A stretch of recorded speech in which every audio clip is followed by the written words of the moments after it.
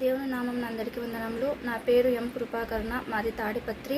నేను Andhra Emmanuel Bible కాలేజ్లో మొదటి సంవత్సరము సిటిహెచ్ కోర్సును కంప్లీట్ చేశాను. అక్కడ సార్ వాళ్ళు మాకు అనేక సబ్జెక్టులు చాలా ఈజీగా అర్థమయ్యే విధంగా మాకు బోధించారు.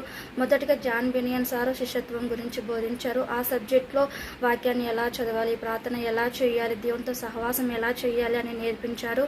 చాలామందికి ప్రార్థన ఎలా చేయాలో కూడా తెలియదు. అలాంటి వారికి మా యొక్క చేతి వేళ్లతోనే ఎలా స్టార్ట్ చేయాలి, ఎలా ఎండ్ చేయాలి అని ఈజీగా గుర్తుపెట్టుకునే విధంగా మాకు నేర్పించారు. అదేవిధంగా ఓటి సర్వేశ్వరరావు సార్ గారు బైబిల్లోని అన్ని పుస్తకాలను ఒక్కొక్క పుస్తకం ఎవరు రాశారు, ఏ కాలంలో రాశారు, ఎటువంటి పరిస్థితుల్లో రాశారు, ఇలా అనేక మాటలు మాకు సార్ గారు బోధించారు. అదేవిధంగా ఎంజేఆర్ సార్ వచ్చేసి మోరల్ వాల్యూస్ గురించి వివరించారు. అంటే ఒక నైతిక విలువలు, ఒక సేవ చేసేటప్పుడు మనం ఎటువంటి నైతిక విలువలను కలిగి ఉండాలి, అవి మనకు ఏ విధంగా ఉపయోగపడతాయి, ఎవరితో ఎలా మాట్లాడాలి, ఎలా నడుచుకోవాలి అని మాకు నేర్పించారు.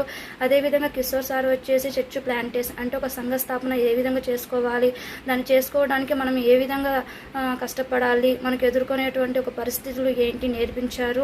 అదేవిధంగా వచ్చేసి ఒక వరల్డ్ హిస్టరీ విక్టర్ సార్ వచ్చేసి అప్పుడు ఉన్నటువంటి నాగరికతలు ఏంటి, అప్పుడు ఉన్నటువంటి కట్టుబాట్లు ఏంటి, అవి ఇప్పుడు ఏ విధంగా ఏర్పడ్డాయి, అదేవిధంగా క్రిస్టియానిటీ కానీ, ఇస్లాం మతం కానీ, అదేవిధంగా ఒక హిందూ మతం కానీ ఏ విధంగా ఏర్పడ్డాయి, అవి ఇప్పుడు ఏ విధంగా మార్పు చెందాయి అనే వాటి గురించి బోధించారు.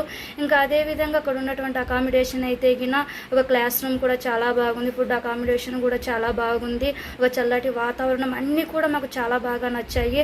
అక్కడ మేము నేర్చుకొని ఇంకా ఇతరులకు మేము చెప్పడానికి మాకు ఈజీగా మాకు అక్కడ సావరాలు చెప్పినటువంటి అనేక విషయాలు మాకు ఈజీగా అర్థమయ్యాయి.